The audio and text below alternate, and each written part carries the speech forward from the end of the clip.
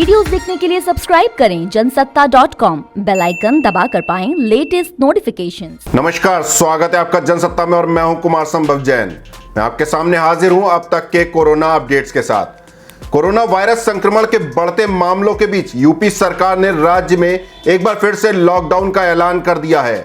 10 जुलाई की रात 10 बजे से लेकर 13 जुलाई की सुबह 5 बजे तक राज्य में लॉकडाउन रहेगा।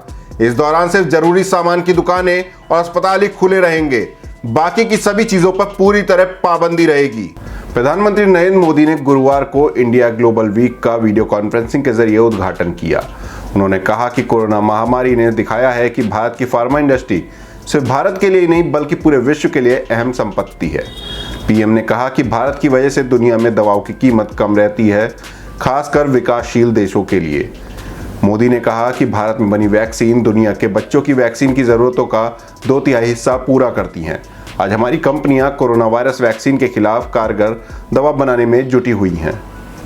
प्रधानमंत्री नरेंद्र मोदी ने कहा कि भारत एक तरफ जहां कोरोना जैसी वैश्विक महामारी का मजबूती से मुकाबला कर रहा है, वहीं लोगों के स्वास्थ्य के साथ साथ अर्थव्यवस्था की सेहत पर भी अपना ध्यान केंद्रित किए हुए है।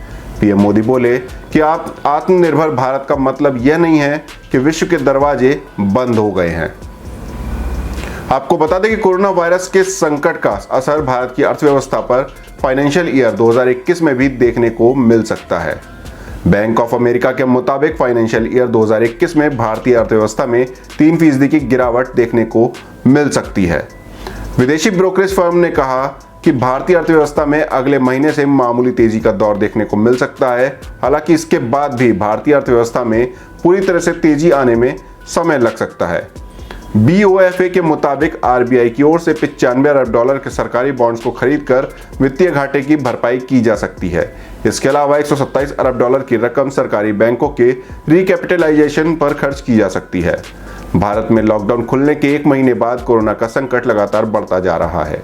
COVID-19India.org के मुताबिक देश में गुरुवार यानी 9 जुलाई को शाम 5 बजे तक कोरोना संक्रमितों की संख्या 7,71,842 हो चुकी थी। हालांकि केंद्रीय स्वास्थ्य मंत्री हर्षवर्धन ने दावा किया कि देश में कोरोना वायरस का भी कम्युनिटी ट्रांसमिशन नहीं हुआ है। उन्होंने कहा कि आज हमारी चर्चा के दौरान विशेषज्ञों ने फिर से कहा है कि भारत में कोई कम्युनिटी ट्रांसमिशन नहीं है। कुछ खास इलाके हैं जहां ट्रांसमिशन है, लेकिन एक देश के रूप में कोई भी कम्युनिटी ट्रांसमिशन नहीं है। आज हमारा रिकवरी रेट 62.08% है। हमारी मृत्यु दर दुनिया में सबसे कम 2.75% है। हमारा डबलिंग रेट भी 21.8 दिन है। वहीं बीजेपी नेता और राज्यसभा सांसद ज्योतिरादित्य सिंधिया ने प्लाज्मा डोनेट किया। COVID-19India.org के मुताबिक गुरुवार शाम 7 बजे तक 3,190 नए केस सामने आए। देश में अब तक इस महामारी से 4,78,744 लोग उबर चुके हैं। इस तरह अब तक देश में एक्टिव केसों की संख्या 2,72,210 रह गई है। वहीं कोरोना के कारण अब तक 21,193 लोगों की मौत हो चुकी है। गौरतलब है कि देश में COVID-19 के कुल मरीजों में से लगभग 90% मरीज महाराष्ट्र, तमिलनाडु, दिल्ली, कर्नाटक और तेलंगाना सहित 8 राज्यों में हैं। ऐसे 80% मरीज देश के महज 49 जिलों में हैं। ये जानकारी COVID-19 पर गठित मंत्री समूह ने दी।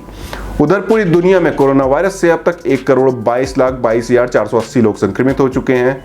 इनमें 71,11,437 लोग ठीक हो गए हैं। वहीं 5,53,451 लोगों की मौत हो चुकी है। इस बीच सर्बिया की राजधानी बेलग्रेड में लगातार दूसरे दिन लोगों ने कोरोना की रोकथाम को लेकर लगाई गई पाबंदियों के खिलाफ विरोध प्रदर्शन किया। हालांकि सरकार ने कहा है कि यह लॉकडाउन जारी रखा जाएगा।